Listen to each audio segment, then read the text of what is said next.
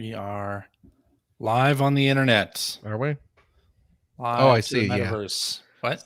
8 seconds. We've been live for 10 now. Well, now 13 12 now. 14. 15. Oh man, 16. we're doing it. God. Hold on. 20. There it is. We did it. All right. We can end the show now. Like for good? Because we did 20 seconds. That's all we got. 7 minutes in heaven with the Player One podcast, and then I feel like for mid-roll ads, we need at least 10 minutes on YouTube, so we should at least go 10 minutes. Is that what that is? Yeah, there's some minimum length of time you need a YouTube video to be before mid-roll ads can be run. what's the what's the length of time where we can't say naughty words? There's never a length I thought of time I thought there was I thought you won't be able to you won't be able to run ads on it. Can't the monetize. YouTube algorithm. Well, that's the whole point, man. We're trying to turn a profit of this. Wait, what? Yeah. not You aware can't of use that. bad words at all. No bad words? No. Well, no. I mean, Fart. I guess. Yeah. There you go. Words like that are going to get you kicked out of the metaverse, just so you know. Oh man. You don't want to get kicked out of the metaverse. No. Oh man. That entirely new Farts. company that didn't have anything to do with all the anyway. Yeah. Yeah. Save Save it for the show, man. Save it for the show. So apparently the Facebook Things are getting a little bit of a rename here. it'd be called the Metaverse now, apparently. So Yeah. There you go.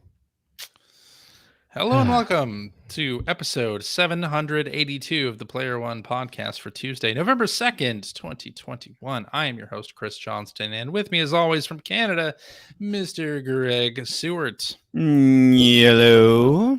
How's it going there? It's going pretty well. Yeah. Recording early this week because Christmas is coming up. Christmas is coming up, so we got to get these. Christmas is coming. The I don't know, youths hey, are getting fat. Save the Early- song. Save the Oh. song Early for the Christmas episodes? episode. Is that the song we're doing? Well, it might be. I haven't decided Would yet. you please put a penny in the old man's hat? I don't even know what that song's called. Are we going to sing I don't know that Christmas song shoes? What's that? Christmas I don't know. shoes. What's Christmas shoes? You don't want to know. Is that a Chicagoland thing? No, it's not. No. Because then we'd be singing No. Hard Rock Coco Constantly. and Joe, Oh, there we go. That's right. which I Chicago. suggest every year and am constantly shouted down for the record. Yes. I wouldn't call it shouting.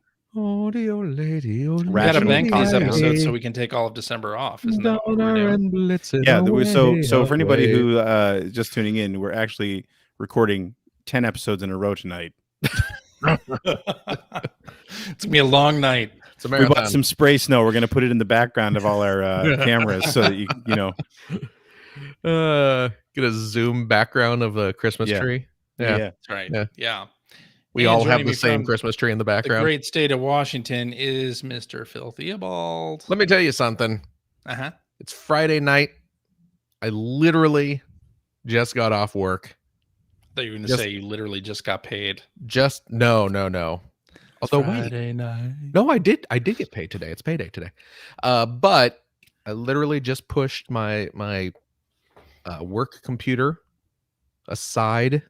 Yeah. And let me tell you, after a hard week's work, the first thing I want to do is deal with you two right afterwards. Yeah, that's right. Just like the old days.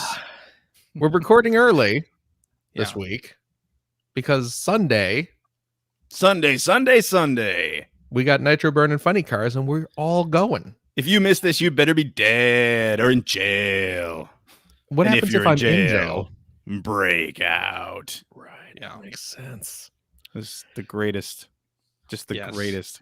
We Love got it. Halloween. It's Halloween on Sunday, so we're going to be, Halloween. tricks and Trick or treats treating. and all that such. Waiting for Yeah. the great pumpkin. I Did you live find in a a sincere pumpkin patch, or only the most sincere. That's where he is summoned. Don't you know Mhm. that? Mm. Yeah. But only if you have Apple TV. Because is it not These free days. this year? no, they did air it, I think, on like PBS or something. So yeah. And I missed it. Okay, I'll have to. Well, you use should my probably recorded have copy. 3 months of Apple TV through your PlayStation Yeah. Fair. Plus. Oh, is it really? There's something like that. There's a deal. With There's a that? deal. Yeah. Look at that. I'm not paying for another streaming service right now. Too many of That's them. what they all say. No, I've actually reduced the number of streaming services I'm using. What'd you kill off? Look at you. I killed off Apple TV and Okay. Crave TV, which is a Canadian service. What is Crave? Crave was kind of the way you could get HBO. But Oh. You had to get Crave, and then you had to pay for an HBO subscription. Right. You guys? Through Crave. Okay, so We it's don't regular. just have HBO Go or whatever it's called. Or Okay. Right. Yeah. So do you guys have HBO Max up there? as a service, no. Oh, Not the last time I checked. Honestly, the last time I checked was for the final season of Game of Thrones. So, yeah, it's been a while. But that was the way to big get mistake. it. Instead of paying for an HBO subscription through cable, yeah, I did it through because we had Crave anyway. So I was like, oh, sure, I'll pay for that. I see. Very good. Good story, right? Yeah. No, it was great. It was great. The greatest story. I thought The greatest story ever told. Yep. That's what we think about this Christmas season. Every time you cancel your Crave subscription, an angel gets its wings. Do you have Crackle up there? I don't know if we have Crackle. Now, which one's Crackle? Crackle is Sony's streaming service. Okay. Yeah. And Crunchyroll's the anime. Yeah. Which we do yeah. have up here. So you got didn't Crackle? Funimation buy them? Oh, did they? Don't Yeah, know. I think Sony bought them actually. And what's Sony the horror? What's the bought horror Funimation movie? and Crunchyroll. Oh, There's the a horror one Shudder. is Shutter. That's right. Okay. Yeah. So you got That's just it. There's so many now too. Like there's a Criterion one. I wanted to watch. I'd never seen the original Godzilla, and I wanted to watch it. Gojira. And the only way to watch it on a streaming service up here was to get a Criterion, which I did. Oh, man. And or buy I got a free Blu-ray subscription. Yeah. Yeah, but see, this was free. So. Oh, okay. And I don't need to own the original Godzilla. I just wanted to watch it. So did once. I'm assuming it was the Japanese version? Yeah. Okay, because the Western release of the original Godzilla is they hacked it up and inserted. Oh yeah. Yeah. No, I didn't. Yeah, I didn't know what to. Yeah. Released by Saban. They tossed Raymond Bird. Yeah, it's got a dope Shuki Levy theme song now, and then some teenagers with attitudes hanging out at the juice bar. You can see why it's such a big hit. Yeah, go fight the nuclear menace. Have we mentioned on the show how excited, at least I am, and I assume Phil is, for the Kamen Rider Hideaki Anno movie? Oh, yeah, absolutely. Coming. Shin Kamen Rider. It's gonna be so good. Well, he did Shin Gojira, which is, oh man, I told you guys I watched that again recently, right? When I was doing we did a rewatch of Evangelion, and we took a little side trip into Shin Godzilla. Yeah. Oh man, so good. Did you do the live action Cutie Honey movie? Because that is also Cutie Honey, brilliant. Another Anno movie. That's why you bring it up. Movie. It's not Shin Cutie Honey, but no, that is a great movie though. We did not watch that during the Evangelion That's a shame. marathon, but that is a wonderful movie. But and he's got Shin Ultraman, which I think is either that movie might be finished already, or it's close to being finished, because he's doing that and then he's doing the Kamen Rider. I see. So yeah, I'm excited about that. I'm excited for all of them. So yes. Well, can you get excited about video game news? Because that's what we're about to dive into right here. Was there video game news this week? There's a little bit. First of all, on Friday, as we record this, Amy Hennig has announced that she's doing a Marvel game with Skydance. So I assume that means that it's like a Telltale style game then, right? No, I guess because Skydance isn't necessarily Telltale. No, okay. No. Because it wasn't Skydance the one that came in and hired all the Telltale people? No. Okay. Shut up. You were thinking of the company that does The Walking Dead. What is that? Who re-released The Walking Dead? Wasn't that Skybound? Skybound is the one. Skybound is what. Wait, Telltale. Which one's this? This is Skydance. Skydance. I'm sorry, I was thinking of Skybound. Okay. Thinking of Skybound. Not Skybound. Skybound, Skydance. Yes. Okay. So not a Telltale style Marvel Right. game. Right. But that's pretty exciting. Yeah. See what she's able to bring to the Marvel. What's the last game Series that of she released that she worked on? Does anyone know? Chaos in the Windy City. Uncharted 2? Yeah, that's what I'm saying. I think it's been a while. It's been a little while. Yeah. It's a good thing to Google if you're Yeah, we're not doing that right now. gonna do that. But hey, new Marvel projects. So that's cool. It could be anything. Oh man, you know what? What would you like to see Amy Hennig tackle with a Marvel license? You know, I'm it'd be thinking great. Power Pack. Let's do a Power Pack. That's what you're going for, Power Pack. That makes sense. That seems. Let's finally do it. Seems the most likely one. Pack. Yeah. I don't know what that is. Take the really? It's like little kid. They're like little kid superheroes. Yeah. Okay. Take the unaired pilot that they did back in the early 90s. Really? I'm sure that's just gold. make it into a game. Oh man, I'm sure it's terrible. I've seen stills from it. It looks awful. She should do. My vote's for Greatest American Hero. That's not Marvel though. That's not I Marvel. think they released comic books. Did they? I think so. Oh well, in I that don't case, think it's Marvel though. In that case, Bill and Ted. Bill and Ted and Kool-Aid Man. Let's do a G.I. Joe. Two G.I. hot Joe. Marvel properties. There, yeah. Transformers. Get G.I. Joe, Transformers See, in there. yeah, it could be. It's all Marvel. Well, it was all released by Marvel. Yeah. So. But no, she should totally do Wolverine. Just to piss off Insomniac. Just swoop in there and do it before what kind they of do. grudge does she have with Insomniac? Yeah, what Insomniac? What grudge do we have with Insomniac? You know what? Who cares? I'd understand if you were saying piss off Naughty Dog. Just for the drama. Let Ratchet and Clank. Let's just say it. Let's let her do a Ratchet. No, that's not Naughty Dog either. No, that's also Insomniac. Jack and Daxter. Jack and Daxter. You thinking Jack and Daxter? She should do Dak and Jackster. The one I didn't play. Oh, totally original. Do not steal. She can do it. That's right. Legally. No, but seriously, what Marvel property do you think would you want to see tackled in a narrative sort of action and adventure way? Well, let's see. I wouldn't mind seeing anything to do with the X-Men at this point. Yeah. Just because it's been a while. That would be good. It's been a little while. I know we have Wolverine coming, but like a oh, see, I was just about to say Fantastic Four, and now I see it in the chat there. But yeah, I'd like to see Fantastic Four done in such a way that it's not cringeworthy. Yeah, that'd be great. Yeah, because the live action movies have all been so terrible. Yeah, maybe a Thor game. Thor game could be interesting. I don't know. Yeah. You know what? Wow. I don't know if, because I'm thinking she tends to go towards kind of like the movie type experience games. Yeah. But boy, I'd like to see another Incredible Hulk game. That was actually that was one that's of the more first like things that popped in my head smashy. too. Yeah. But I mean, something that could really use a strong narrative. Yeah. No. Well, you didn't get that in the Avengers game? God. Yeah. Oh man. Daredevil. Well, anyway. Game Positive said Daredevil, which I am 100% behind. Ooh, Ant-Man. Listener Alex. Ant-Man would be cool too. Oh, man. But I do like the idea of a Daredevil, especially because now I feel like we're like video game technology has come far enough now that you could do some really cool stuff with his, heightened senses and everything. Right. It wouldn't have been possible even 20 years ago. But man, like an Ant-Man game with Ant-Man would be changing cool. of scale and stuff like Oh, that. that'd be interesting. That would be really cool. Really cool, yeah.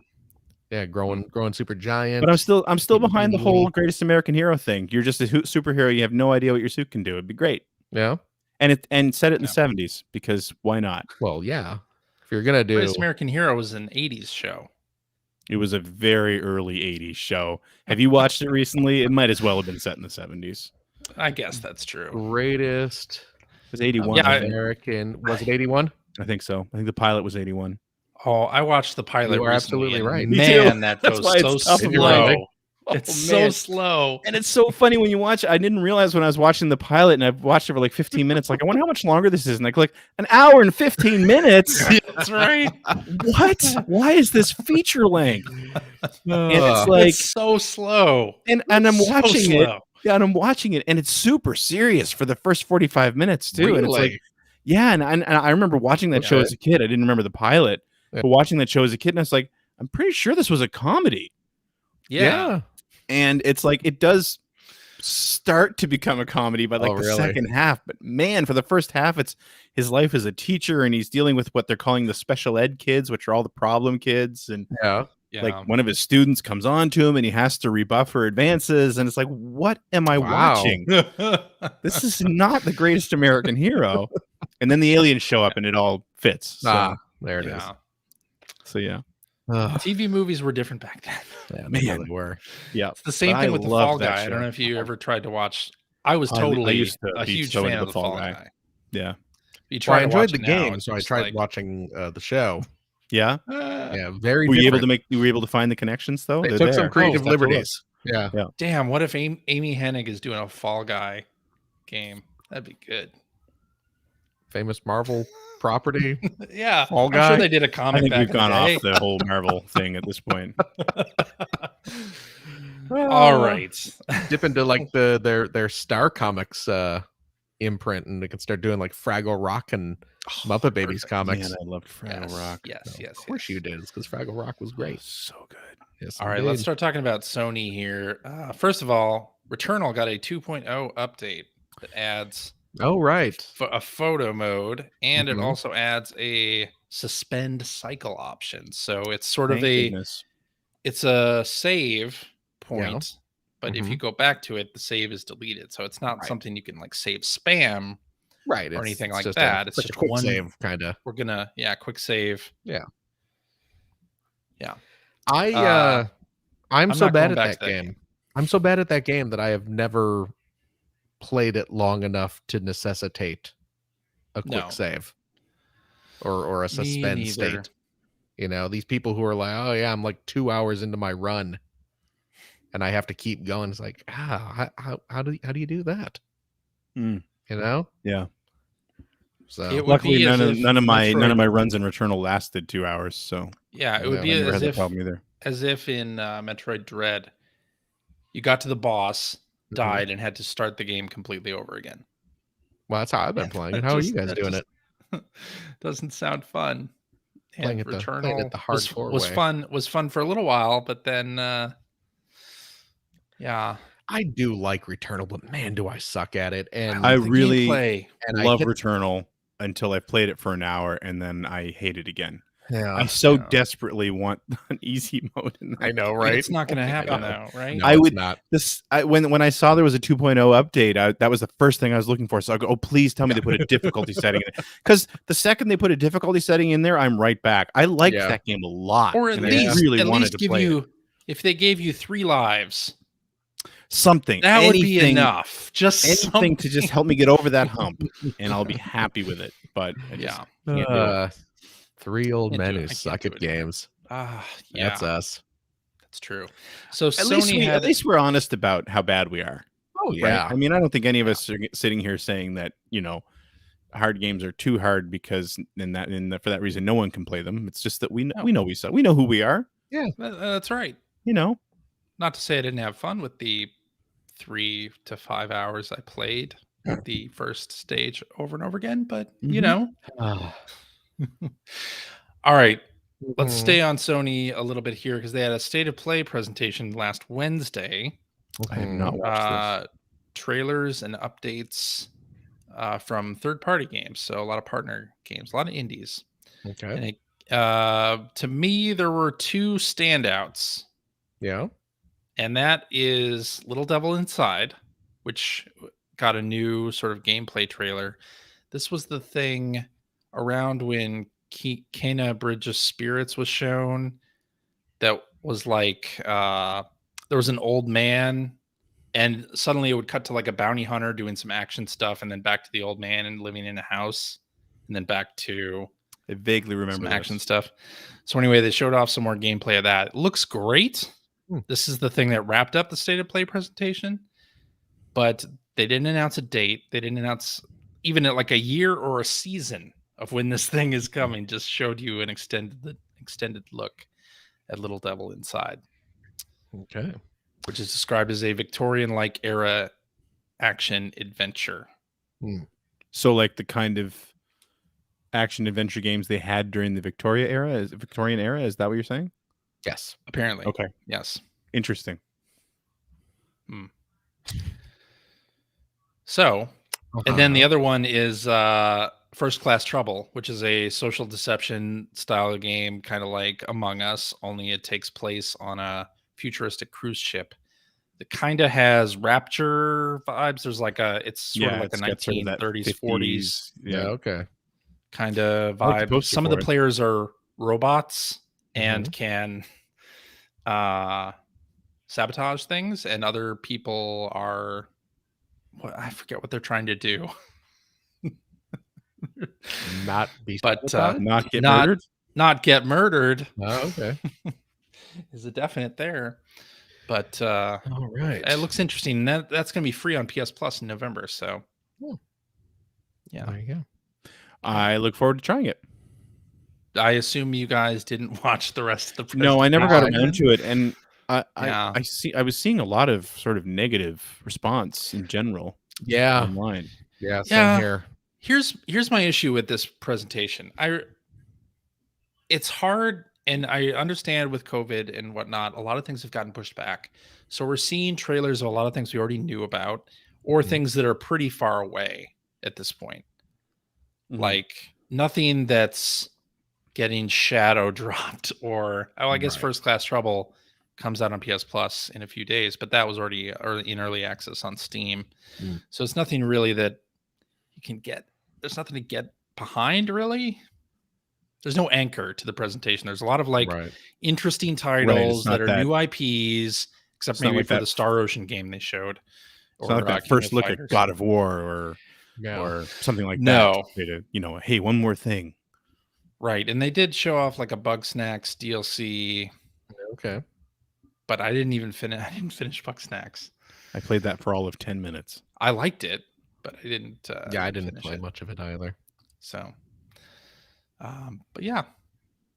Where's that Turtles game? Yeah, that's coming out in 2022. Oh, is it really? Yeah. No, they got to change that. We need it earlier than that. Yeah, they should shadow drop it after fix that after our podcast tonight. But this is what I'm saying. Like when you have multiple events that show off a game you're really excited for, but has no date or no new information, it gets a little frustrating. I want that turtle game. Me too. Well, get on next it. year. See next year. Do. Well, the year is almost over. It's November now. Look, next year's not this year, and this year's not right now. Right. So. How are we gonna make this right? Hacker Alias Captain Logan in the chat also called out that he wanted to hear more about Stray, which I'd forgotten about that, but I'd like to see more about that game too. That doesn't have a release date either. Man. So yeah. But anyway. I don't know if you guys saw any of the Facebook presentation that why would I watch that? Why would we watch a Facebook presentation? I watched it. Why? I don't know. But in presentations like that, this is the most exasperated CJ site in history. Yeah, really. Yeah. In presentations like that, where Facebook showed a lot of hypothetical things that you can do with VR. Okay. And instead of calling it virtual reality, they just threw around the term metaverse. No, not porn. Oh, Jesus. Oddly enough. That'll take care of itself. But in this I'll type see of to that. They're showing We're doing a lot part. of very hypothetical things that aren't real products and don't even have a headset they can run on yet that's available in the market or even fairly close. And to me, it felt like that first Project Natal showing where they showed Velocity Girl and the skateboards that you would scan in and all that stuff, and Milo, The future. Yeah, where it's like so far in the future, like it's probably not real. Like it's Right. staged. And of course we found out the Milo stuff What are you saying? was definitely staged. You brought up this whole meta thing just so you could talk about Look, Milo and get him to We do the all, voice. we all Exactly. knew that Velocity Girl wasn't real, but are you saying that Milo wasn't real? You can talk Well, to him. He interacts with you. He's very so one of the things sweet. they showed was a like pickup basketball game that was happening in 2 locations around the world. One was like Japan and the other was No. LA. Okay. So Those are 2 locations. Yep. yeah, 2 locations. If you think about the logistics that have to happen for this to become a reality, No, it's just happening. everybody on the court has to be wearing these glasses that don't exist. Mhm. There has to be internet access at the park where you're playing that's good Right. enough to, without lag, keep up with a real life holographic Oh wait, so this was basketball game oh my god. happening. Yes, this is what that was. And it just doesn't seem like, okay, so you're Huh. gonna require like 10 people to have these glasses and have internet access good enough for this. Or It's just you unrealistic. just hook up your Connect and get you Oh. a copy of Baller Beats. There it is. That's what I have a sealed copy downstairs. This got to be worth $10 by now. Does it have the That basketball? comes with the Of course basketball, it has man. the basketball. Come on. That's the most important part. That's the most You don't need. That's what's worth the most in that package. Uh, But yeah, I mean, things like that, and they kept showing like a dozen different scenarios like that, and it's just like this. None of this seems like it's even 5 years Feasible? out. It's probably No. way further than that. so the So- Baller Beats package, Greg. Mm-hmm. Did Let's you talk about the package. did you Yes. insist on including the basketball We after didn't have too that many choice. reviews complaining about just buy a pack of cards? It's I just get like, what you're you know doing, what? but no. You that's know not, what? We're gonna get out in front of it this time. So Yeah. the reference that Phil's making, To explain, if you Is haven't that listened to the child. 700 episodes of this show before, there was like 10 years ago or so. More Yeah. than that Yeah. now. Oh No, boy. yeah, Really? well, yeah, it is more than that now. Oh boy. HB Studios, who by the way just released PGA Tour 2K2 or 3 or whatever the latest one is. And we were sort of starting to get into testing the waters as far as self-publishing digital games on the Wii. And it was decided that the safest thing to do to start would be a collection of card games. So it was like Blackjack and actually I don't know if Black was in there, different versions of Solitaire, things like that. And it was okay, wasn't great. I fully admit that. But yeah, one of the first reviews we got was, why not just go out and buy a pack of cards? That's like, well, yeah. Good. I don't think that speaks to the quality of our game, but okay. Anyway, beautiful review. and if you don't know what Baller Beats is, just go look it up because I'm not even going to try to explain it. It came with the basketball Yeah. though. Came with a basketball. Yeah. But they had one of the other things they had was they had an apartment set up where like, this person could move things around, and of course to do this, to show like, oh, things are being moved around without a human there because now it's mixed reality, they had to like have this special apartment, scan the entire thing and everything that's in it, like the amount, like nobody's going to do this in their own home. Like this just isn't a thing that's going to happen. I mean, it's something soon. that it's something that I just does the HoloLens do that? I think it does. Microsoft's thing. To the point where it scans objects in the home and then makes like a Scans the virtual Scans the room. I don't know how well it works, but I remember having HoloLens it demoed puts to virtual things in your room. Yes, this was like putting virtual versions of physical things that were already existing in, that somebody could be in the apartment from like miles away or something. That's weird. That. It's just that's not going to happen. But anyway, why not just go next door? Exactly. Visit your neighbors. Get out, live life. Get your deck of cards. Go next a door. deck of cards. Yeah. A basketball and your mask. That's right. My only anyway, concern then is how is this going to affect my Farmville game? And will they be able to see what porn I've been watching? Probably. It's all no good. Farmville themed. It's all Farmville. Yeah. Well, that's weird. Yeah. And then Facebook changed their name. Well, not the name No, of Facebook is still but Facebook. Facebook's still Facebook, but the brand now that's a brand, and Mhm. the company Facebook is now going to be called Meta, Right. short for Metaverse. Which I hope nobody was playing a Metaverse drinking game with this presentation, because it was like they were running Metaverses 6 It times feels a like minute. such a weird response to, I mean, because this whole thing, I mean, I'm sure obviously a lot of this stuff was in the works anyway, but the whole thing feels like a response to the whistleblower and the disinformation Oh yeah, and look all at the all this future stuff. right, and all the revelations that have people have come out and talked about all this stuff, and it feels like this is the response. It's just like, what is it like? This isn't addressing anything. Yeah, Anyway, it's weird. speaking of which, there was other news. I don't know if you What's saw that? this.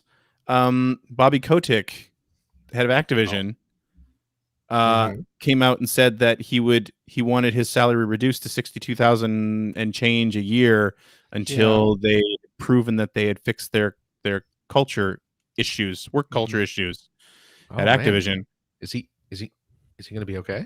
Is he going to get back that the $150 million bonus that he I was got? going to say the earlier in the $150 million bonus that he got 4 months ago is probably going to carry him through.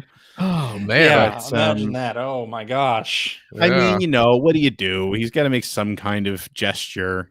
But I mean, It's not a very he can just big take a couple of gesture. stacks out of the piles he sleeps on at night if he gets short on cash. Right. Exactly. But yeah. Anyway, Uh, at least they're Oh, trying well. to do something. I suppose. mm, Yeah. And Hopefully, they did rename McCree from Overwatch. Now it's Cole Cassidy.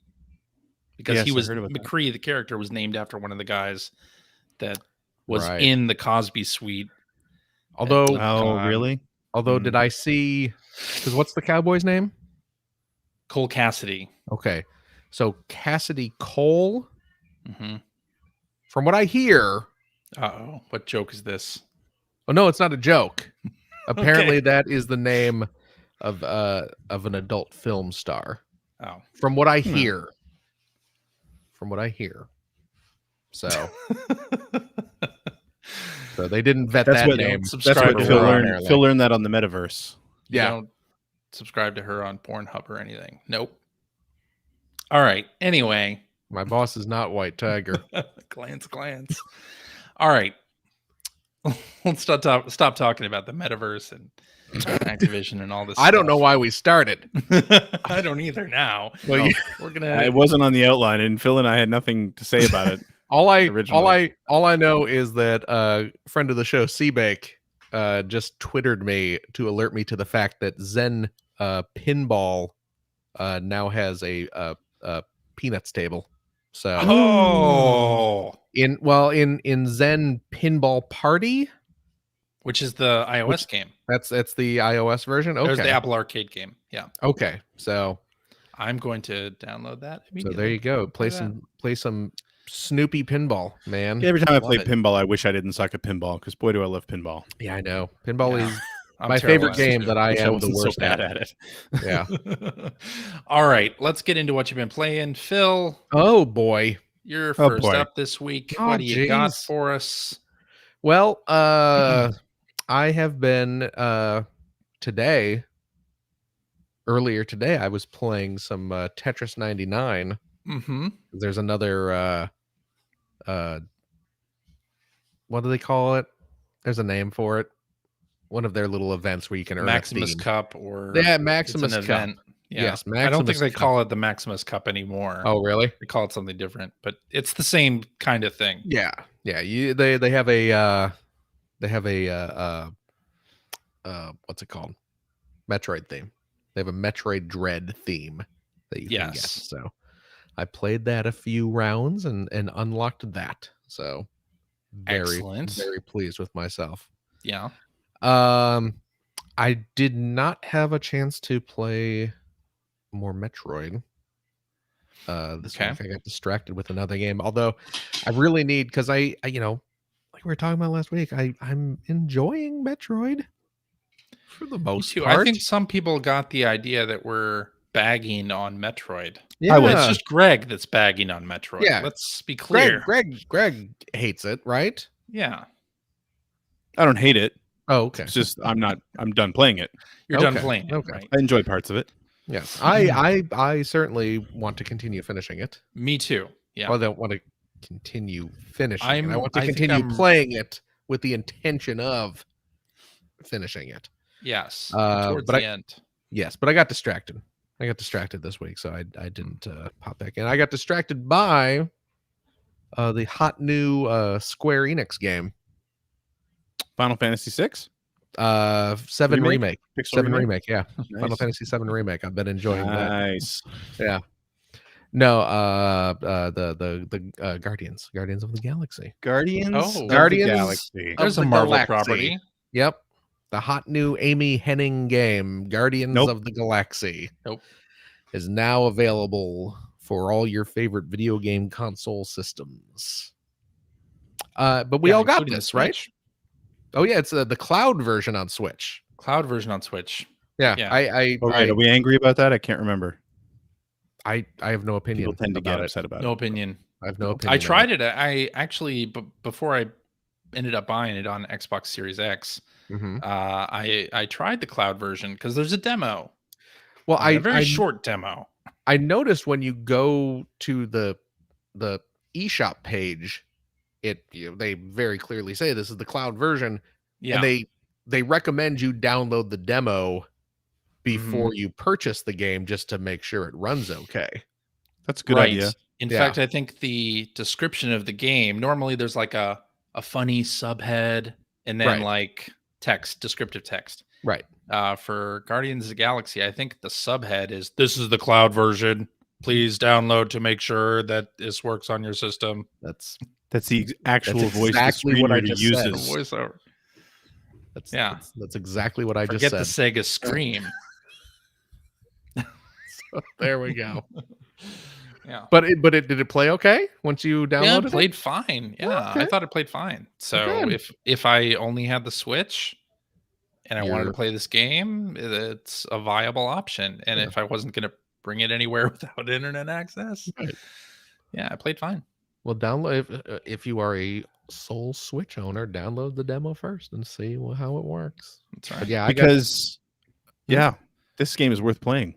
it's good. So Man, it's good. so I It's so I- weird though because the trailers and the announcement were so bad. Right? you know Right? what? Or rather, they were just not exciting. Right. It was just kind of it existed. Whatever. Now I just started chapter 2, so I'm obviously very early in the game. I don't know how far you guys got. I'm in like chapter 7. Holy cow! I can't yeah, put I it down. finished chapter 1 also. Like Wow. I am so into it. Wow, It's crazy. Yeah. That's, man, oh man. Okay, What difficulty are you playing on? The default difficulty. so normal. Yeah. Yes, Yeah. I'm playing on easy. I dumbed mine down to easy myself. I started off on normal, and then I got killed early on by those bouncy balls, those little bouncy Yeah. aliens. Yeah, and, those things are a bit tough the first time you get to them. Yeah, and then Yeah. I was like, man, this is like kind of the tutorial chapter, and I'm getting killed. I'm gonna dumb this down for a little bit here, and by a little bit I mean until I finish the game. But It's but yeah, yeah. it's- I would say that's probably if I have any, I don't even want to call it complaint, but as far as the progression goes, yeah, those early battles are tough because you're still yeah. sort of learning the battle system, right. And those gelatinous cubes, which I love that's the enemies in the game are hilarious, I think. But yeah, those gelatinous cubes are just like, these are way too difficult. Yeah. Well, there's a Early ton of on them, there. and they Yeah. swarm you, and yeah. But yeah, I'm having a blast with it. I guess we want to talk about at least the first chapter. Spoilers for Sure. it.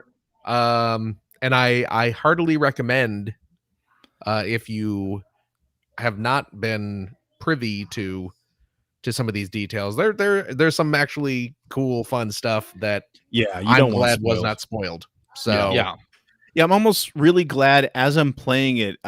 Really glad that it wasn't really on my radar because I wrote it off so early, like clearly like the rest of you did.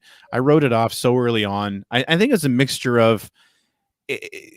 Well, Phil left. It's a mixture of Avengers as well.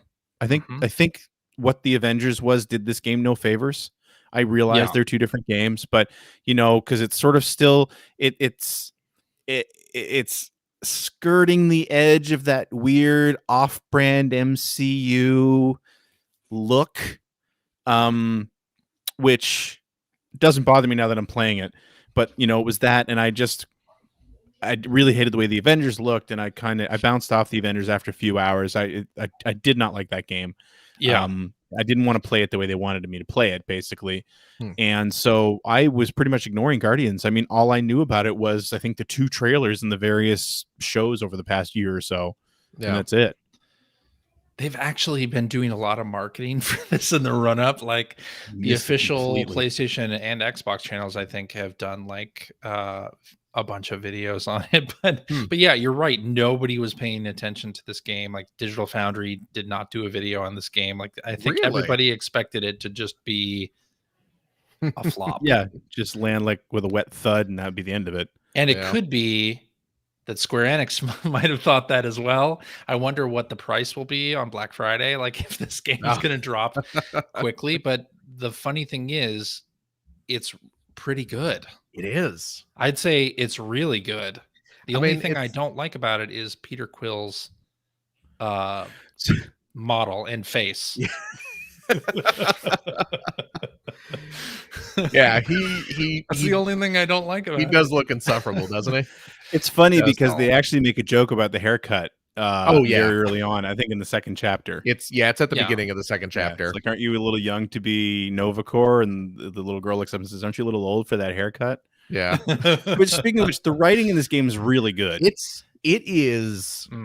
This is the thing that's really getting me about this game is the characters are all fantastically written. It does have the vibe of the movies, with the constant banter back and forth, very between dry all these pot shots at each other and things like that. Yeah, and they're all very strong characters. And they have their very distinct personalities and they bounce off each other a lot. But holy crap, the amount of dialogue that they wrote for this game, it is to the point where the characters are just constantly chattering with each other as you're going and it around. Works. Oh, and it works great. It works. It really works. And outside of battle, you don't hear they're not talking about the same things over and over again. And that's the interesting thing, is that it's very hard to be funny in video games. Yeah. And also to be this constant with dialogue all the time. To the point where there have been a couple occasions where it's like I kind of don't want to advance because there are because the characters are not always talking, because you play as Peter and the other Guardians are all doing stuff around you, and they're not just chatting with you, they're talking to each other. So it's like, that room looks like there's going to be something important happen in that room, so I'm not going in there yet. I'm going to hold off because Drax and Gamora are having a conversation that I don't want to interrupt. Or there's a side path here. I think I'm going to take the side path because maybe there'll be some really interesting dialogue. I even really like that because, like as you were saying, you play as Peter, and this is a very much a sort of a standard. I shouldn't say standard because it's all team based, but standard, over the shoulder, third person shooter, and you're walking through these big levels. So there's a lot of paths that shoot off from the main path, so you can find loot, basically. I mean, it's in the form of materials that you can craft things with, or different outfits. Or different outfits. But that's something else that I really love about this, is that it's not overdone. There's 2 different types of materials, and then you can find little bits and pieces that unlock sort of interesting dialogue. Right. But otherwise, you're not collecting a million different things.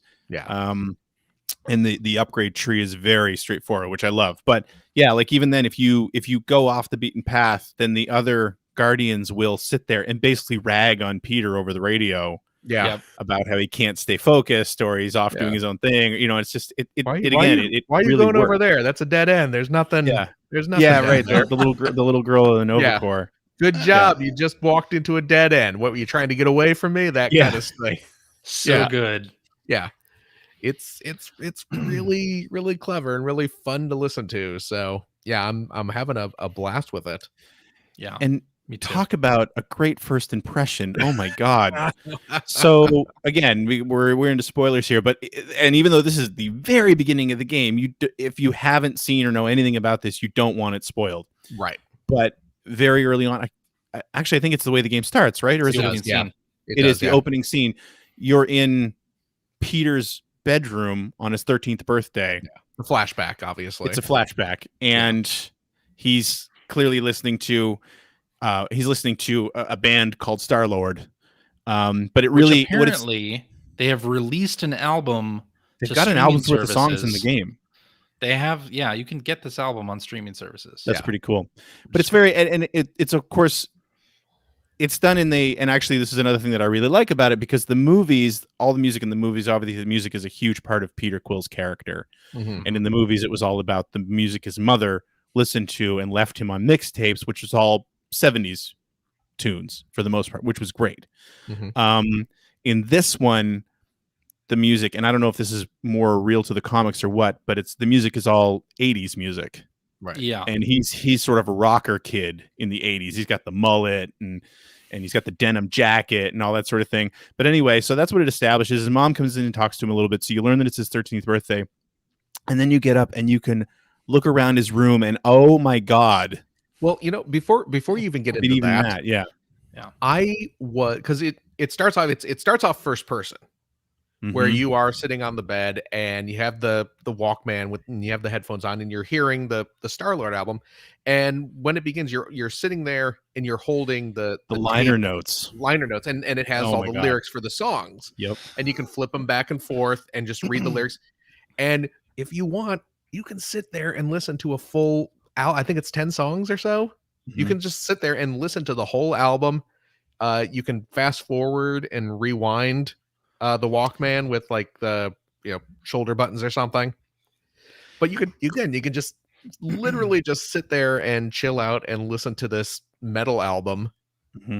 And then your mom comes in and has a chat with you, and there was a surprising cameo. She steps on one of his toys, and it's Chewbacca, and she picks it up and she throws it to you and you catch it, and it's the old Kenner Chewbacca figure, and it's just like they scanned one of the old Kenner figures and it was all like accurately, like the paint was all kind of scraped off it and stuff like that. Mm-hmm. It clearly been played with. But then you get up and you're walking around the room, and like to what you were saying, Greg, but I mean, actually backing up even that, it really hit me just sitting on the bed and listening. It really sort of stirred a lot of nostalgia, because this isn't something that you normally would do anymore. But it was very much an experience of the 80s. If you were into music at all, you get a new tape and it wasn't weird to be sitting there and listening to it in your Walkman because you didn't want to disturb your parents or anything like that. Right. Or were told not to disturb your parents, and sitting there looking at the liner notes. Absolutely. That's totally. Absolutely a thing you would do, and learning the lyrics. But yeah, you get up and move around the room. And like I mentioned in our Slack channel while I was doing it, it's like, I kind of don't want to leave. Because there's so much to look at in the room, and there's so many not only references but actual very realistic. The room looks very realistic for an 80s basement room, first of all. But things like there's a ColecoVision on the floor in one corner, surrounded by a bunch of games, which I think most of which are actually real games. ColecoVision games. Saw Frenzy in there, and Gateway to Apshai and Nova Blast. I think it had an iMagic logo on it. I don't know if it's real or not. Yeah. There's a Samantha Fox poster on the wall. Oh, was it really amazing? There's an actual Samantha Fox poster on the wall. Yeah. But then also there's a Tron poster. Right. But then also you had like sort of fun references. Like there was a poster with these little furry creatures called Furthings, which is clearly Gremlins. Yeah. There's it's a funny Nuke too. Game poster, which was War Games, that sort of thing. It's funny the mix of like, I mean, mostly Disney owned properties that they have the actual like Yeah. objects of, and then the stuff that they don't have the rights to. So there's like fake Masters of the Universe stuff scattered around the floor, and it was done so well, though. Yeah, It's really done well. And I also thought a really cool Easter egg in there was on his, if you look on his bookshelf, there's a book there called Deathtrap Dungeon by Ian Livingstone. Yeah. Who, if you remember who Ian Livingstone, he was an author. He is an author. I don't think he's still alive. He's an author who I don't know if he did Choose Your Own Adventures, but he did a bunch of books that I remember reading when I was a kid. But he was president and CEO of IDOS for quite a while. Really? Well. So when I saw that, I was like, nice. That's a nice little reference there too. But even further into the house, and I don't think you guys have, there's one thing I really wanted to mention, but I don't think either of you guys have seen the second flashback yet. No, not yet. So I won't mention the really cool thing that you're both going to love, but even little things like you get out into his basement, and in one corner, there's like a couple of those old lawn or beach chairs set up, and they're like those old, you guys will recognize them the second you see them. They're the old metal frame with the plastic, almost like tube. Yeah. Right, that you'd sit in and they would separate, and those hard plastic tubes. Yeah. Yes. So there's like some of those, and then at one point you go up into the upstairs bathroom, and there's one of those. To me, anyway, around here, everybody's mom had one of these. It's like one of the hanging planters made of yarn that has like the little tassels hanging off the bottom, and there's beads on the side. It's called macrame. Macrame, thank you. Yeah. And we absolutely had a gigantic macrame plant hanger in our kitchen when I was a kid. Yes, well, there you go, right? Yeah. And so there's one of those. And actually, somebody in the chat, Bogart2112, just said Ian Livingstone wrote a bunch of the fighting fantasy books. That's what they were, which I think they were the little role-playing books. Like you could fight things in them. You used dice with them and everything like that. It was really neat. Anyway, I just wanted to get all that out because doing those, the flashbacks aren't the only good thing about the game, obviously, but man, they did a fantastic job. And I really, really, really like that they focused on the 80s. Yeah. Because not only because I love the 80s, and by the way, there's a ton of licensed 80s music in this game too. Michael Ian Black over here, my goodness. But it also does a good job of sort of separating the experience from the movie. Yeah, because the movie focused so much on the 70s music. Right. That it's kind of, it further separates it, even though it's the same property, which I think was a great idea. Yeah. Well, it also, I mean, the movie, other than the opening scene of the first movie, didn't really focus on Quill on Earth. No, but I'm just saying the music in general, and I'm sort of moving because just like in the movies, the 80s music that they've got licensed, you're hearing it all the time in the game. And you did in the movies as well, but even on the ship, you have there's a jukebox on the ship, and you can just call up any of the licensed music they have. And I don't know if you noticed or not too. Have you used the huddle command yet in battle? Yes. So I did. When you come out of a huddle, it's playing some music from his Walkman as well. Yes, that's right. Like I was doing a boss fight to Rick Astley at one point, and I was like, "This is the greatest game in the world." Because there's an animation where he pulls out the Walkman, holds up, and hits. Yeah. Well, we should probably explain what that is. So, like as we were saying, the first level is kind of a tutorial stage. The first chapter teaching you, all the mechanics of fighting and stuff like that, and during the first part of that chapter, the characters are separated. You go down, you're on a is it like a big like junkyard, like a space junkyard or something, right? It's surrounded by pink goo. Yeah, it's just like a big planet of junk that's all kind of tentatively held together by some goo, and you're there trying to find a monster that, or as Peter Quill would say, a monster. Yeah. By the way, the whole game is crawling with Canadian voice actors. There you go. And boy, is it obvious that they're Ontarian Canadian voice actors. Wow. So it's you and Rocket and Groot are down on the surface, and Drax and Gamora are on the ship flying around. And I was amused because they give themselves call names. So Drax and Gamora are Team Green, and then Rocket is apparently leading your team, so you're on Rocket. Team Rocket, which I thought that was cute, just because Team Rocket blasting Mhm. off. But yeah, so you're down on the surface. Well, not really surface, but you're down on this junk planet, learning how to. No, it's not nowhere in the chat. Sorry. Yeah, it's Nowhere's not. later Yeah, in it's the not. game. Yeah, it's not nowhere. I forget what it's called, but yeah. But yeah, so you learn how to, because you can give commands to the other guardians, so you can have Groot, entangle enemies to hold them still while you attack. You can have Rocket lob grenades. Yeah. But then later on through the level, Drax and Gamora show up as well, so you have all of them fighting alongside you, and you can give them commands as well. And then there's a meter that fills up as you battle, and I forget exactly what they call it, but it's the huddle. Is it just the huddle meter? It's called the huddle. Yep. Yeah. So when that reaches its max, you can activate a huddle where you basically call your team together, and you basically Quill gives an inspirational speech, and you get to kind of select dialogue, so you can kind of choose what you want. Like, so the Guardians will be talking. They're like, "Oh man, I don't think we can win this battle. Oh yeah, we're having a really tough time out there." And then you select the proper responses to kind of play off their insecurities about the battle. And if you select the correct responses, they'll get kind of re-energized and pull off a stronger kind of counterattacks to fight the enemies. What I really like about that is, this goes along with actually you're constantly being asked to make dialogue choices in this game.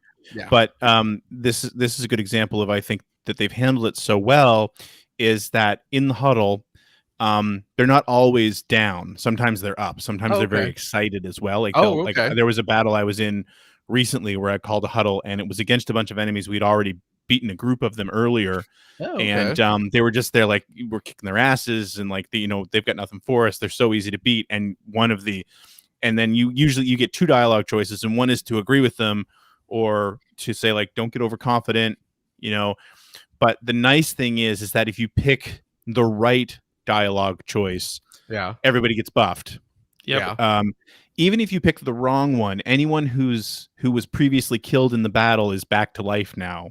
And I think everyone's healed. So even if you buffed, like, even if you pick the wrong dialogue choice, you're not penalized for it. You just don't get as good a bonus if you get it wrong. Which I think is good. It's fantastic. Of course. And makes you look forward to the huddle instead of dreading failing it, right? And it kind of goes in line with the just the interaction between all the characters anyway, because in between battles, when you're traversing, a lot of times, like Phil said, they're constantly chattering. But the chatter will oftentimes leads into bickering, right? Yeah. It's like having having four kids with you. And and then, like, an option will appear at the bottom of the screen for you to press a button and Peter to say something, usually to side with one person or another, or to, like, say, refocus the team or tease the team, or sometime make no comment. And it feels very natural. Oh yeah. Well, because that's optional too. You don't have to do it. Right. And they keep bantering. Right. And that's what I mean. It always, exactly. There's no fail state. And it feels like it's definitely having an effect on what's happening. But I have a feeling that if you were to go back and play through again and make different choices, it wouldn't be that big an effect. But it's done well enough that it still feels like you've had an effect on the outcome here. Right. Yeah. And I really dig that a lot too. Yeah. Actually. Same. I know Rocket was furious with me because I let Drax throw him across the chasm at one point to extend a bridge. So then when we got to the second bridge like that in the level, it wasn't an option to throw him across because he was so angry about the first time. That's pretty good. We had to find another way around. Good. Oh man. So yeah, it's a fun game. It's good. I'm really having a blast with it. So the combat is great too. And that was the thing I was the most worried about. Because you're controlling 5 characters while you're playing. You're only controlling Peter directly, but you're trying to direct the other 4. But the combat menu is really easy to use, and it's really obvious what each basically like Groot and Rocket are crowd control.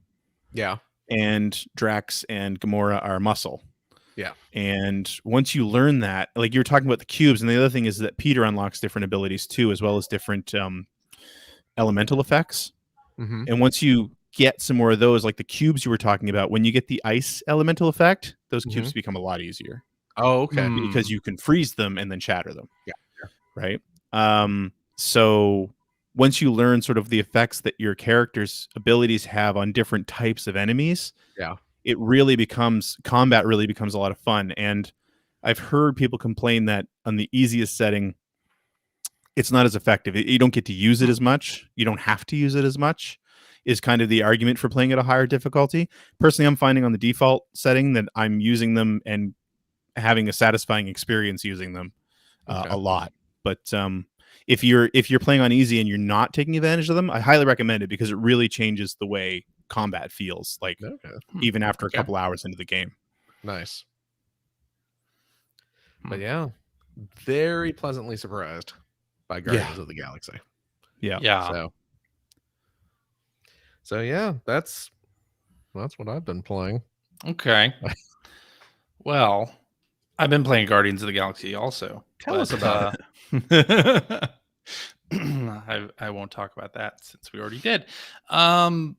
So I subscribed to the Nintendo Switch Online expansion pack on Monday. Did you get the family plan? The family plan, correct. Okay. Yes, because my daughter and my wife have actually been playing some of the NES games together. Oh, nice. They'll play Super Mario Brothers 3 together. Okay, cool. Taking turns as Mario and Luigi.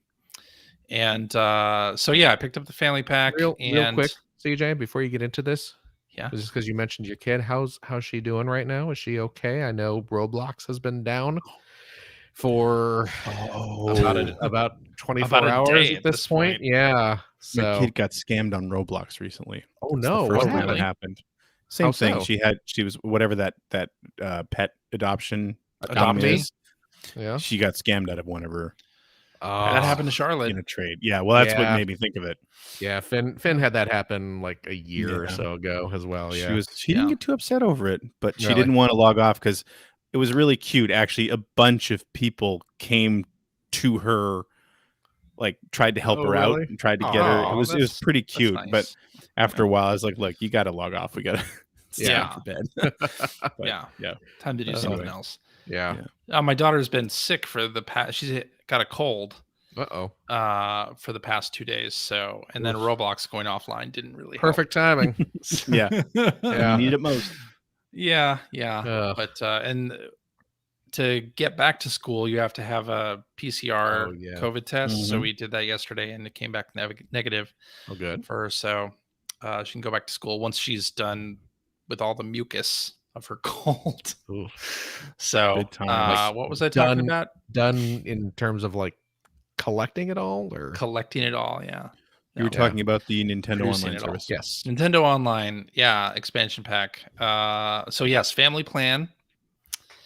And immediately, of course, downloaded the N64 and Genesis apps, which are very much similar to the NES and Super NES apps. And, I heard a lot of people having problems with them, but I haven't yet. Then again, I haven't really played a whole lot. I went immediately into Ocarina of Time, and it does look different. It's not... there's a particular screenshot that has been passed around quite a lot of, like, I don't know, the water temple or a certain area where there's no fog, where there should be fog. So a lot of the like dithering effects on the N64 that were there are not there on the Switch. So, but other than that, the game seems to play pretty well. The one problem is, of course, the button configuration, because the N64 had a C stick. Yeah, you can't remap. You can remap at a system level, but not within the N64 app itself. So the C stick is like the right stick on the Switch. And the problem with that is that on the N64 controller, the button layout is A and B are to the left of the C directionals. So if you have muscle memory at all for the N64 controller, you're going to get a bit tripped up by now all the C button stuff is on the right stick, and the A and B buttons are, I think, even reversed as what they were on the N64 controller itself. So people are having a little bit of an issue. I have never had an issue with like changing controls and stuff, just because I've played across so many platforms that, it only takes me not pressing A correctly on the Switch to remember, oh, okay, now the confirm button is on the right instead of down. So like, yeah. That's why I was saying right from the start that if you're going to play N64 games on that system, it would make sense to buy that N64 controller. Yeah, which I did. I did that as well. I don't have it yet, but I did buy it. And I'm looking forward to getting that. So are they running ROMs on an emulator, or have they reworked these games? Because that's the thing that's kind of catching me off, because it seems like there's a lot of change, and I don't know enough about it, but it seems like there are a lot of changes people are noticing, I guess. And maybe it's just not performing very well. Maybe it's just poor emulation. Maybe it's just not performing great. I think it comes down to poor emulation. Yeah. You mean like the dithering effects and things like that? Yeah. Yeah. That's what it be nice to be able to turn them on and off. I know I was watching Victor Lucas of EPN streaming them, because I didn't end up getting this, but and he was sort of going through all the N64 games, and I only caught like the back half of that. But I remember seeing like Mario Kart 64 looked off.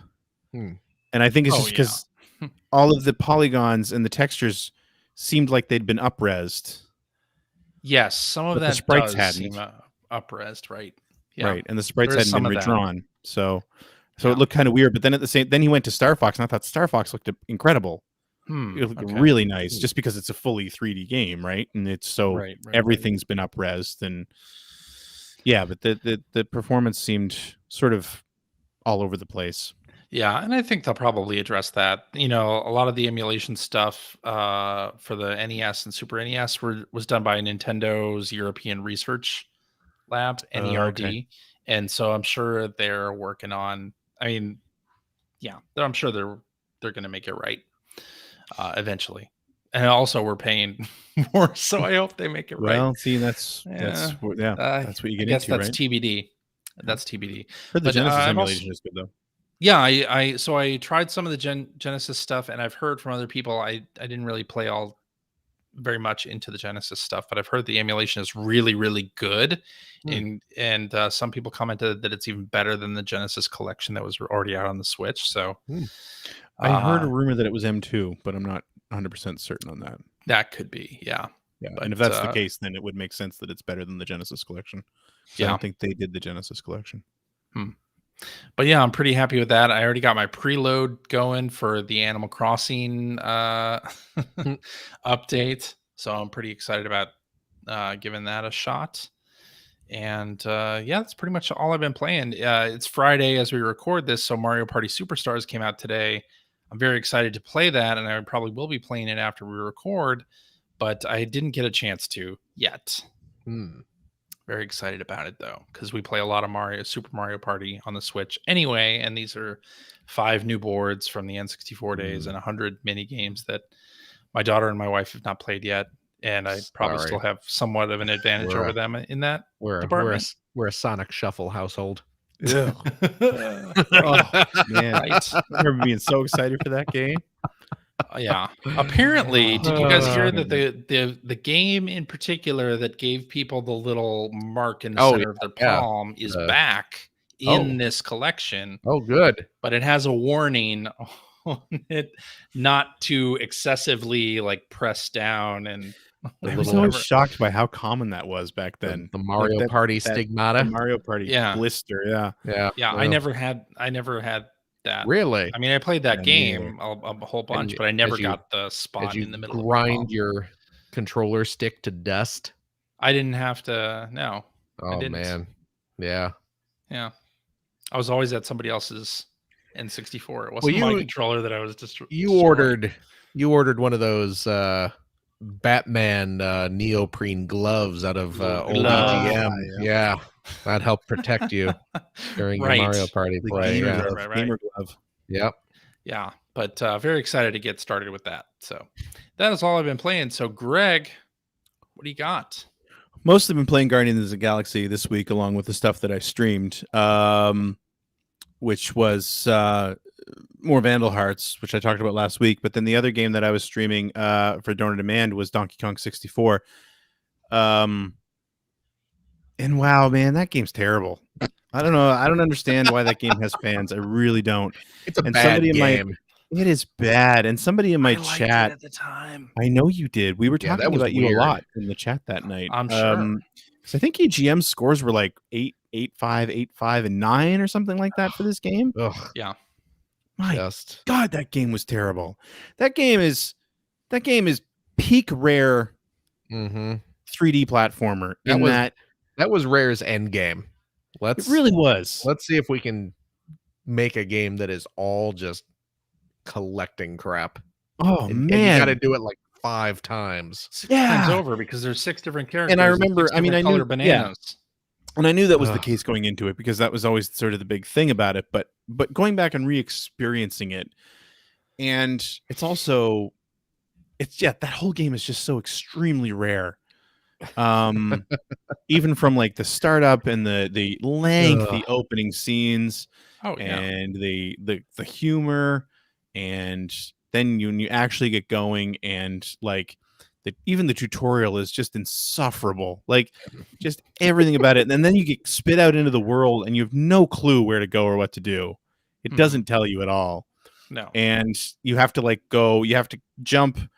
You start on a beach, you find these little bottle cap looking things, which are apparently banana portals. Which course. sounds dirty when you say it. Naturally. And then there's an What, island Rare? across the Some kind of water. dirty reference in their video games. That's Yeah, right. crazy. Then there's an island across the water, so you have to swim slowly across the water and find this one thing that opens a door. Then you go in and talk to a guy to learn now not only do you need to collect 2 different kind of yellow bananas, but also 6 keys, which are somewhere See, what you're else. experiencing with Donkey Kong 64 is what I experienced when Star Fox Adventures came No, out. I get It's it. just I like, get it. I'm just going realize through. all of this stuff is bullshit. They're the same game. Yeah. Yeah. So It's just your tolerance for that. After you sit there and talk to the guy for 10 minutes, then a rock on the other island blows up, and that's your portal into where you have to go. Yeah. And then you get in there and you're collecting all these different things, and then you finally save your first Kong, which is Diddy. And then of course all the red bananas and red coin. Oh yeah, sorry. So there's 2 types of bananas, a key, and medals, banana medals. So there's 4 things you have to collect. Oh, but now there's red versions of all of them too. Yes. And you can only collect those with Diddy. So which means you have to go back over, and if you see them, you'll see them when you're playing as Donkey, but you can't touch them. That's right. And it's just like, oh my God, so horrible. The emergent gameplay. Come on. I don't get No. why that game has fans. I don't get it. And it has like a dedicated fan base. And I absolutely. I get So does why Star people Fox like Adventures. Metroid. I get So why does people Star like Fox. Metroid Dread. I do. I don't get why people like Donkey Kong 64. I look but at it as the same kind of thing that games like Cookie Clicker and Adventure Capitalist are popular. You know, you like doing the thing, and it's going to make you do the thing multiple times. It doesn't really like the method or the design or the fact that you're doing it repeatedly is not of any consequence. You know why people like Donkey Kong 64? Nintendo. Because they were 8 when they played it. That's fair. And there's that. I was 20. That's fair. Yeah. Well, I don't know why CJ likes it. How about that? But I will say, and I said this while I was playing. I mean, I wasn't enjoying myself, but it's a shame because there is a good game in there. If you take it's out called all Donkey the Kong. It's collectathon, very close to the arcade ROM. If you take out all the collectathon crap, and like I was fighting an armadillo boss, a giant armadillo. It looked good, and it was actually a pretty good boss fight. And that was the sort of how I ended the evening. And it's like, there are pieces here that if they'd just gotten rid of the extremely rare collectathon stuff that they always had to put in all their games, this isn't bad. But yeah, boy, it was just soul crushing. Yeah. So anyway, but then I played a lot of Guardians of the Galaxy. So there you go. You know, it all worked out. So everything's okay now. Good. That's it. That's all I've been playing. Oof. Okay. I guess that means it's time for tweets. Tweedly-diddly-dee. Oh, tweedly-diddly-dee. Tweet. Oh, tweet. Oh, tweet, tweet. All right. So let's do this one from Hacker Alias P.O. Rowe, who says, do you feel that you get more out of playing classic games on original hardware than on current generation hardware? Does having a CRT and the original cart add something to the experience that can't be quantified? Oh, sure. Yeah, sometimes. I mean, there's always going to be that kind of nostalgic, from a nostalgic perspective, feeling of popping a NES cart into a gray box and seeing the pixels all kind of smeared together the way they were honestly drawn to be on a CRT TV. Absolutely. Well, I think there's something also to be said for the convenience, more intimate connection you have with systems from before there were remote or wireless control pads. You had to get up close to the machine and rub it's it on not yourself. You have to put the cartridge in the NES and then press down on it. There's a lot of nostalgia. Slowly. Do it. I remember, man, the NES, it became an art form getting your games to work. Oh yeah. I know my friend Dave, his NES was like it was so worn out that you couldn't push the cartridge all the way in or it wouldn't work. But if you brought it out just to the edge to the point that it would almost tap the end when you pushed it down, it would always work. Funny. But I think we touched on it earlier tonight, actually. I agree that there's something about playing a game on a CRT with the original hardware that I really love. And for any system pre Xbox 360, I would say, but especially when you get into the early, like pre 2000, they were meant to be seen on a CRT, and they almost always look better on a good CRT than they do now. Although, sometimes it's nice to see sharp pixels. But all that being said, I'm happy to play games on like my AVS and my Mega SG and my Super NT because they're convenient. Right. But something like an N64 game, nothing makes an N64 game look good on a modern television. And over the last 2 weeks, I played Donkey Kong and I've played Wave Race 64, especially. And Wave Race 64 still looks good, but especially on a CRT. Yeah. And it was built with that controller in mind. And that's the big thing. For me, original hardware is less important than original controllers. Or facsimiles or of the wireless version. Yeah. Like that's the more important piece. Retro bid or Agreed. I don't have a CRT. I'm so glad I have that one downstairs. Mine is currently in storage. So what kind is it? Trinitron? Yeah, it's the Vega. Vega. Nice. Yeah. That's All right, that's a good one. Do this one from Hacker Alias Cindy A. Croft, who says, any of you playing spooky games? I started the Medium on Game Pass a couple hours in, and it's pretty good. I usually prefer others to play scary games so I can cover my eyes when it gets too much. Yeah, I'm not a big scary game player too much. Yeah, I'm not either, really. Luigi's Mansion. That's the extent of it. Is where I go for that. That's as spooky as you get. No, I mean, the Resident Evil series, Resident Evil games, and Dead Space. I mean, I love Dead Space. I'm gonna love when that game comes back. Yeah, it's gonna be awesome. But I mean, I haven't even played Friday the 13th. Play that. Yeah, I haven't even played a Resident Evil game in quite some time. They've changed a lot. Yeah, well, that's just it. The last one I played was a couple hours of 5. And I was just like, they've changed a lot since then. Yeah. See, I haven't. That's what I'm saying. Like I 7 and 8 are completely different types of game. Yeah. Even the remakes, I want to play the remakes, but I can't because motion sickness. Oh, really? The RE engine now, I don't know what it is, but Yeah. I can't. It's similar to the problem I have with God of War. I can't play it for whatever reason. It's the camera being just in a certain place away from the third person character that I can't. I get sick. Oh, jeez. So I can't play it. Yeah, I want to though. I always have been intending to play the remake of 1 and 2 and 3, but yeah, I just have not gotten around to it. There's going to be a remake of 4, allegedly. Is it really? I'll be playing Resident Evil 4 next week during the Extra Life Marathon. Oh, well, and they just released a Oculus Quest version of 4 really as well. Man, yeah. For playing, I don't want to play an RE game in VR. I played a chunk of RE7 in VR, and it was very effective. Yeah, see, but that's I'm sure, but I couldn't play the whole thing like that. I mean, again, there was Astrobot had me screaming and hurt, Right. huddled in a fetal position on my couch a couple times just from my idiot brain adapting too easily and too thoroughly into VR. So, when a cartoon whale coming at me is, I don't need friggin' Resident Evil. You don't need the doing VR that. version of your wife attacking you and biting off your hand. No. Does that happen? Yeah. Is that a thing that happens? I think she bites off some fingers. Oh boy. Yes, I don't need that.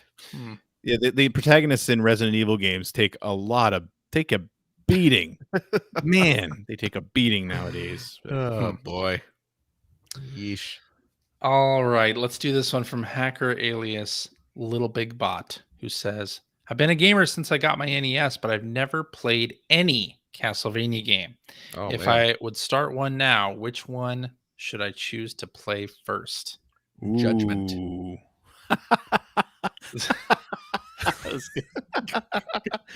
Oh my I really god. like that. Yeah, I did. That's good. I'm gonna say this: if you want the old See, school, they're two different kinds of game. Yeah. yeah, if you Oh, want yeah. the old school 2D, well, I mean, played the 2D ones regardless. But if you want the old Castlevania school, like just platformer, just walk and whip, play Rondo of Blood.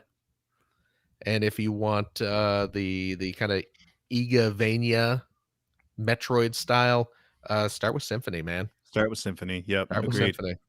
There's no reason not to.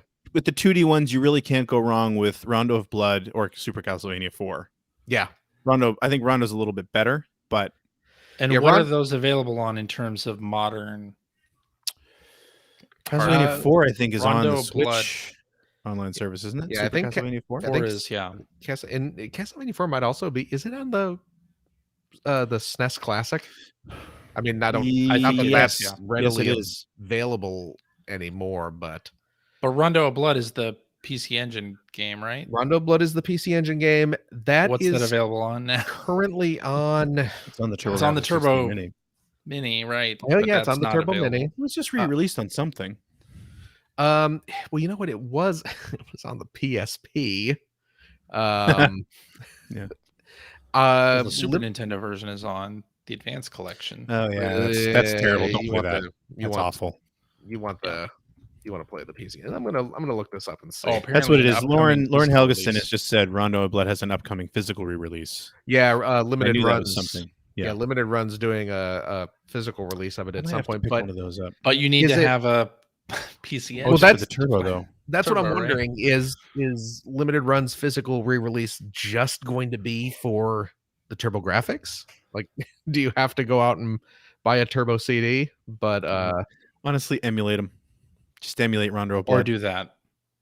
It's easy to yeah, do. let's see. Oh yeah. Or it's available, well, not anymore on the Wii. Wait, Virtual Rondo Console. of Blood, according to Wikipedia, is included within the Castlevania Requiem compilation for PS4, along with its sequel, Symphony of the Night. There you go. There you Okay, go. boom. By that. Go buy Best of both Castlevania worlds. Requiem. And You it's got- and Symphony's a direct sequel to Rondo. That's true. So It is. It on actually top is. of all that. Perfect. Cas- There's where you should start. Yep. Castlevania Requiem. Boom, boom, And- boom. And then if you're digging the 2D stuff, Castlevania Collection. Oh, absolutely.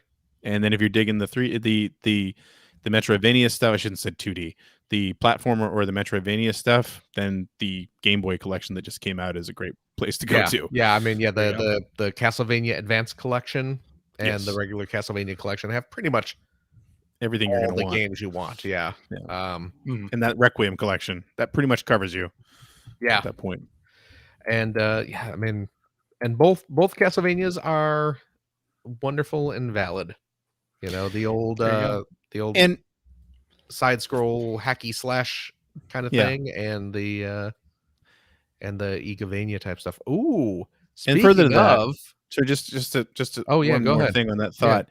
Honestly, for the most part, you can't go wrong with any of the 2D Castlevanias. There's a couple bad ones, like Legends is bad. The first Game Boy game is yeah, don't worry and too much about Legends the Game Boy isn't ones. fantastic. But is it Legends? That was the third Game Boy one, right? Castlevania Legend. Yeah, Anyway, yeah. But for the most part, they're varying levels of good, but Yes. they're all pretty good. Yeah. So I mean, Yeah. like for the NES, if you're playing the old 8-bit ones, Castlevania 3 is the best of that bunch. Followed by the original, and then Simon's Quest is kind of in third place. But Simon's Quest is more interesting to see. It's kind of a dry run for what the series would become eventually, yeah, that's true. for better or worse.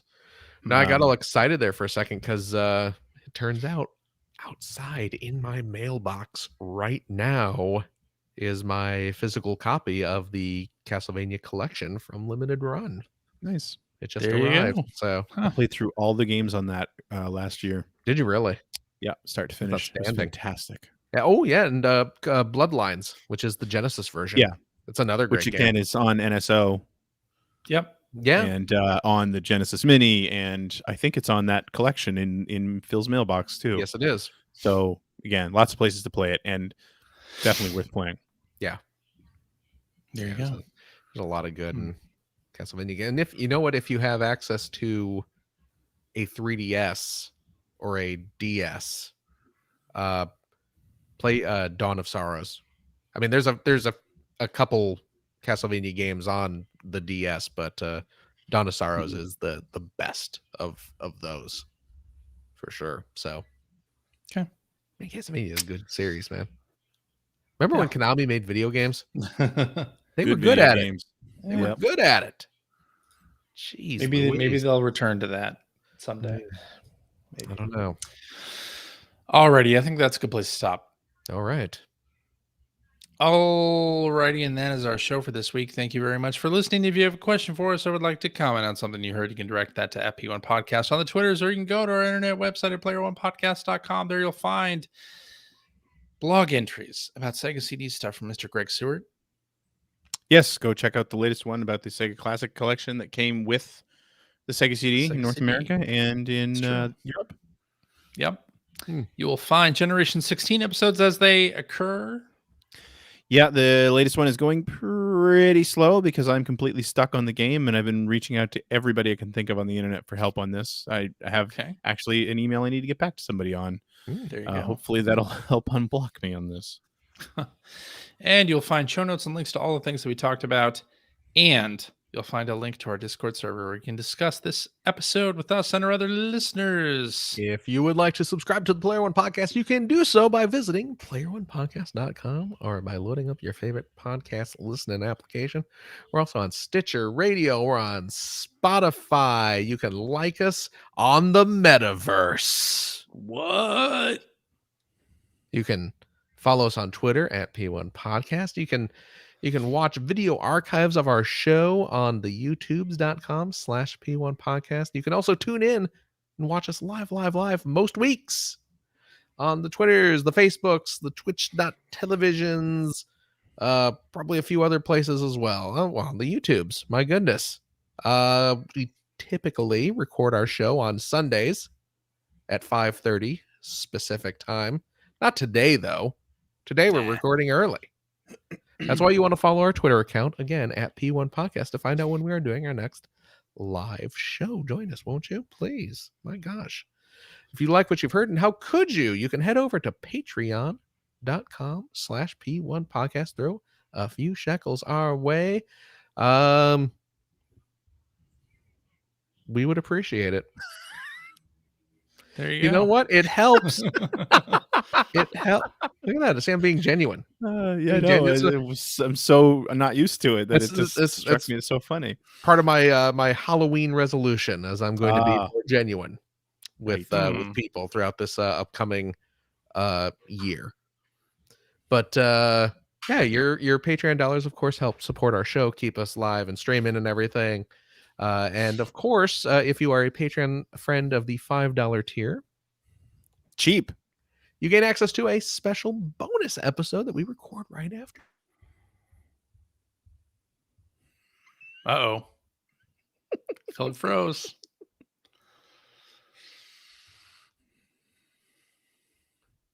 He's not coming back. I'm right here, He's man. back. I am right here. I never left. Stop all the downloading. You guys were right here the whole time talking. Okay. It was fine for me. Maybe the problem is your internet. You ever think about that? Nope. Not even for a second. Not once. Boy, oh boy. Well, what I was saying is what? Oh, geez, what the heck was I saying? What was I saying? You're derailed, and now you can't get back. No. Oh, $5 I was tier. talking about the $5 tier, playing all the stuff we can't do on the regular show. You know how it goes. CJ, do we have a game this week? We sure do. Phil. What do we have? We have a Spooky Time game submitted by Benjamin Rivers. So you know it's gonna be extra time. Horror Master horror of developer horror extraordinaire. Yes. Yes. Benjamin Rivers of Bancy Co. Yes. Mm-hmm. Yes. Another company that had to change its name for legal reasons. Not at all. But no. No. I say that because he fights that. Well, you know what? I only say that because he made that same joke on Twitter earlier. Yeah. So yeah, I'm in the clear. I mean, I'm stealing jokes, but I'm not. That's nothing new. I'm not being accusatory. So anyway, but that's going to be great. I can't wait to do terribly at this game. You know what? If you want a sample of what our after shows are like, every Thursday, CJ puts one of our old ones up for your enjoyment on our regular podcast stream. So listen and join us if you'd like. If you have a couple bucks left over, head over to patreon.com/generation16 to help support Greg Stewart's outstanding, and it is outstanding, web series about North America's favorite second banana, of which you have to collect many in Donkey Kong 64. Tied it all together 5 times. That's 10 bananas if you're a second banana. The Sega Genesis. Thanks, Phil. Hey, we got there. If you're a supporter of the $5 per episode variety, also cheap, you get access to the weekly vlog series called The Weekly Commute, where I sit safely in a room that is not in motion on our fine roads, talking about the episode I'm working on, the research, if I've managed to set up any interviews, any problems I'm having, like in this current episode, other videos I'm working on, other games I've been playing, what I really think of CJ and Phil. Hint, they're both pretty good guys. Ew. CJ's a pretty good guy. Thank you. But more importantly, and I talked about this last week, and I think I might have led people to believe, and by saying I led people to believe, I might have told them that I was going to be doing. I absolutely did the Extra Life marathon this weekend. I was wrong. It's next weekend, November 6th. November 6th at 7 a.m. Eastern. I will be starting my 24-hour Extra Life marathon in support of the IWK Children's Health Center here in Halifax, Nova Scotia. It's my 11th year.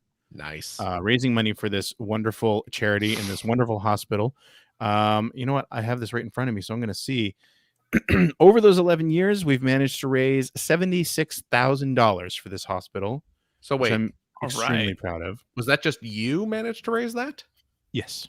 Holy cats, man. Yes. Nice. And we have raised a little over $5,000 so far this year, which means we've got a little under $5,000 left to go to reach our goal of $10,000 again for this 11th year of the show. Starts at, like I said, 7 a.m. on Twitch TV/Seward. You can donate at extra-life.org/participant/Greg Seward. And we have a full schedule. And since it's next week, I'm going to run through some of the games I'm going to be playing. Oh, fantastic. That you should tune in to watch. We're going to be playing. Oh, yeah. So it's an Xbox versus GameCube thing because it's the 20th anniversary of those systems. We're going to be playing Project Gotham Racing 2, Fire Emblem Path of Radiance, Crazy Taxi 3, Star Wars Rogue Squadron 2, Time Splitters Future Perfect, Resident Evil 4, Metal Gear Solid Twin Snakes, Halo, Mario Kart Double Dash, Mario Golf Toadstool Tour, Silent Hill 4 The Room, Eternal Darkness, Luigi's Mansion, Panzer Dragoon Orta, Super Monkey Ball, Castlevania Curse of Darkness, which is not one of those Castlevanias you should be trying. CJ's favorite Star Fox Adventure. No. CJ's other favorite, a Burnout 3 Takedown. Yes. I think you had to think about that for some reason. And we're finishing the day off Was with... that on... Oh, was that on... That was on Xbox. Yeah. Yes. I was thinking about Burnout 2. We're going to be finishing the 24-hour stream with a selection from one Phil Theobald. That's right. Beautiful Joe on the GameCube. Now, in all fairness, I also am the one who forced you to play Star Fox Adventures. Yes. So I took you to hell before I sent you to heaven with something good. I wanted you to have something good to close out the marathon with, you know. So yeah, making a donation is as easy as anything. Go to that page or go to my Twitch page, and you'll see a donation button down there. I know we're going to hit our $10,000 mark this year. I'm extremely confident in that. Thank you to everybody who has donated so far this year and who has donated over the last 11 years. And if you haven't yet, please consider doing it. It's tax deductible, goes to a wonderful cause. And yeah, I'm enjoying doing this every week. We're going to hit that 100,000 in a couple of years, I think. And I'm really excited about that. That's going to be fantastic. Awesome. Man, oh man. That's great. Yeah. But yes. So please, go donate. My gosh. Absolutely. Yeah. CJ. Yeah. Thank you very much. Thank you, Phil. Most spooktacular show. Yes. Because Halloween was what's coming up, and I guess it will have just happened by the Yeah. Gregory. Yo. Thank you as well. Thank you, Philip. Gosh, thanks. You're welcome. Good luck on stealing your son's candy this weekend. Oh man. Yeah. You gotta have more kids. It's easier that way. You know what? I'm just gonna go buy some candy. I mean, that's easier too. Do you know how much money? You know how much candy I could buy with the cost of a college tuition? It's a lot. It's a lot. Especially the day after Halloween. Perfect. Because of all the clearance sales. Yeah. Let me tell you though, stores are getting real finicky with their clearance stuff. You know, like you go into a Target like the week before Halloween, and they've already cleared out most of the Halloween crap, and they suck. That's true. They're tossing all the Christmas stuff up now. Yeah. Post-holiday clearance sales are not what they used to be. That's true. And it's very depressing. But thank you, of course, to our wonderful listeners, every one of you.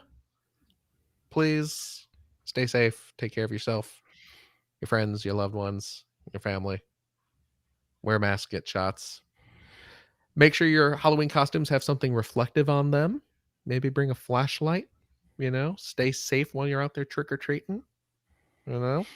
If you see the popo, ditch the eggs that you're going to be using to egg the neighbor's house and get the hell out of there. So we hope to see you next week, folks. Bye-bye. Bye-bye. Bye.